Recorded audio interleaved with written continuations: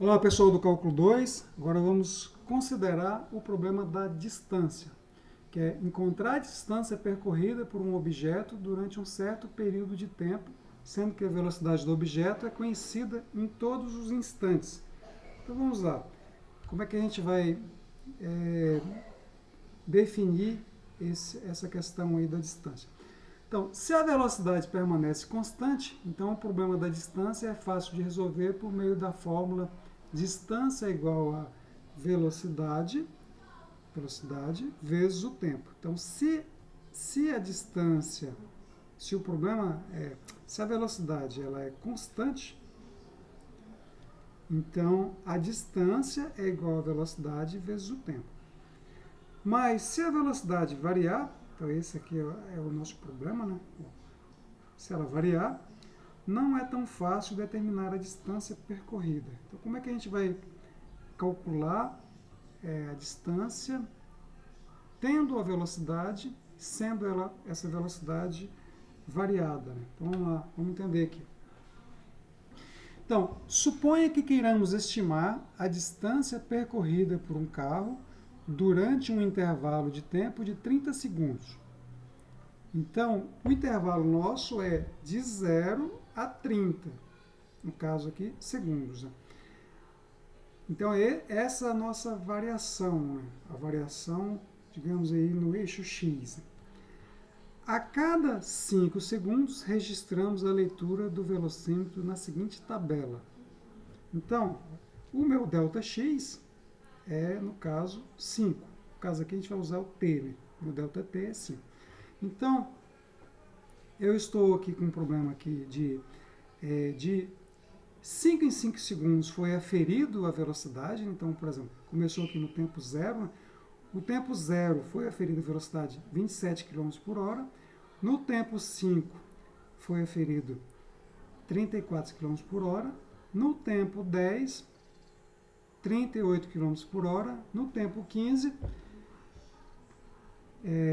46 km por hora e assim por diante. Né? Ou seja, de 5 em 5 segundos, então o intervalo de tempo é fixo, né?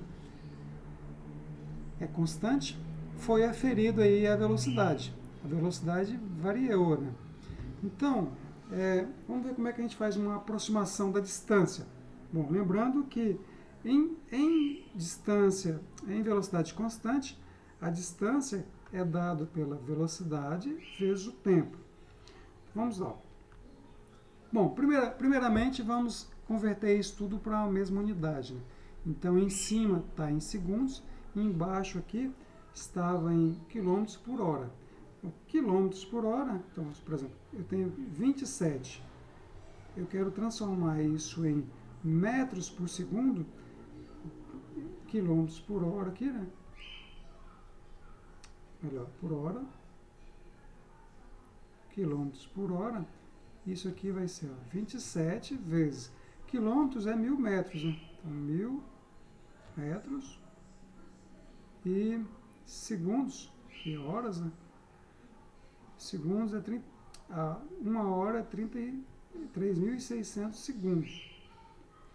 Então, isso aqui vai cancelar com isso aqui, né? Eu posso aqui dividir por 2, dá 5. Dividir aqui por 2, dá 18. Enfim, fazer essa conta aqui, né? 27 vezes 5 dividido por 18 vai dar 7,5. E faz isso para todos esses valores aqui. Converte, então, esses valores aqui de quilômetros por hora, essas velocidades de quilômetros por hora, para metros por segundo.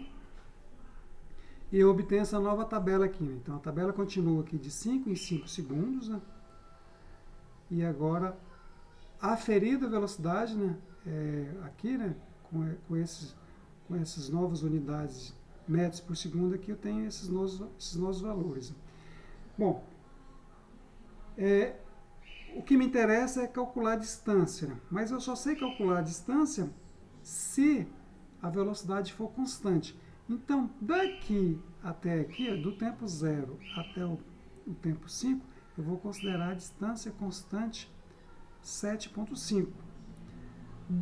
De 5 até 10, eu vou considerar a distância constante 9,4.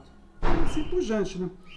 Então, se eu considero a distância constante, eu sei calcular, aliás, distância constante não, velocidade constante, né?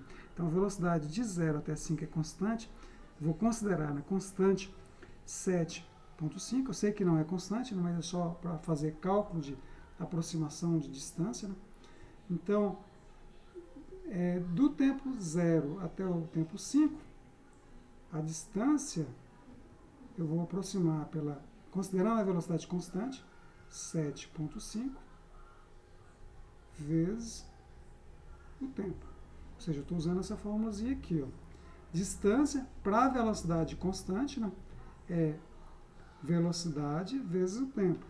Então, aqui, ó, a velocidade é 7,5, o tempo é 5. E assim, então, eu tenho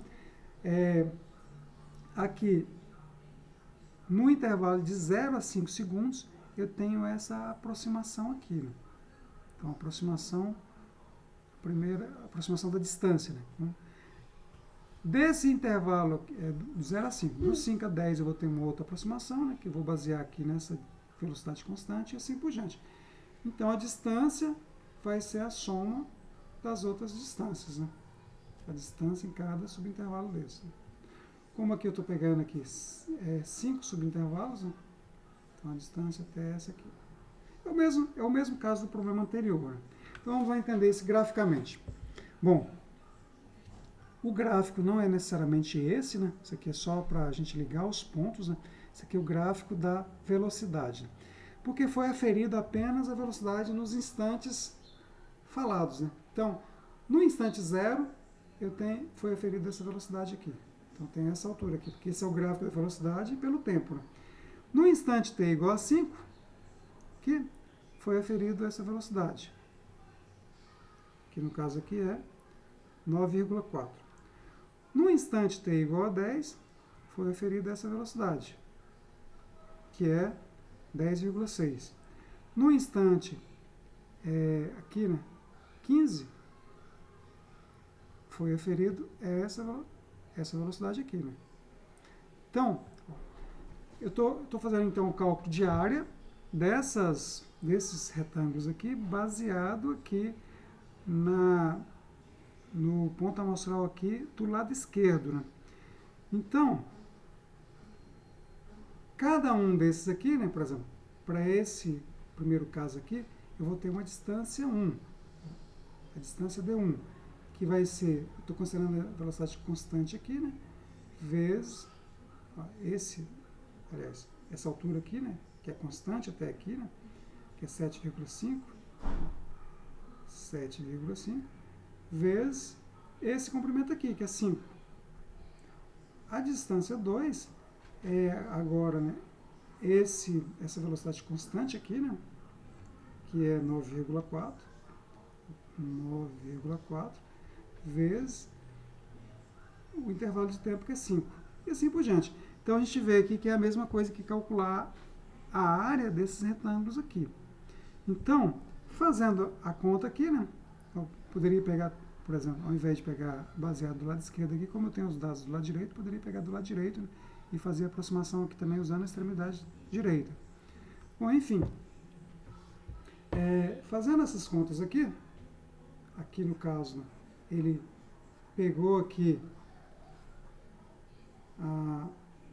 7 vezes 5, então ele está pegando aqui a extremidade esquerda, né? 7 vezes 5 vezes 5, aqui 9 vezes 5, 9,4 vezes 5, aqui 10,6 vezes 5. Fazendo essas somatórias aqui, então cada subintervalo aqui eu tenho aqui uma distância aproximada. Faça a conta dessas distâncias, eu tenho aqui uma aproximação da distância total, que é 342. Se eu fizer aqui, baseado aqui do lado direito, então nesse primeiro intervalo aqui, eu vou pegar esse lado aqui, né, como sendo a extremidade direita. Então, esse ponto aqui tem altura aqui 9,4, então fica 9,4 vezes 5. Se eu pego esse outro aqui, né, pelo lado direito aqui, 10,6 vezes 5, e assim por diante, né, eu vou ter uma aproximação aqui de 367. Então, eu sei que a distância total está entre essa distância aqui, 342, e entre essa distância aqui, 367. Então, qualquer valor entre essas duas distâncias aqui serve como um valor aproximado da distância. E se eu quero melhorar a distância, eu tenho que aferir, né, a velocidade. No caso aqui já passou, né, tem que fazer de novo, né, tem que aferir a velocidade em outros intervalos de tempo, né, para eu melhorar aí a aproximação dessa distância. E se eu quero a distância exata, eu tenho que fazer esse corte aqui dos intervalos aqui e para infinito, né? Ok? Bom, então esse é o conceito da distância. Não foi delongado muito, né, porque é o mesmo conceito de área. E a distância aqui, né? A distância, o valor da distância vai ser dado pelo limite, né? Quando n tende a infinito, da somatória, né? Vou pegar aqui da velocidade no tempo amostral t i estrela, vezes o meu ΔT, né? Que somatória, né? Vamos fazer aqui somatória, porque soma de todos esses valores, né?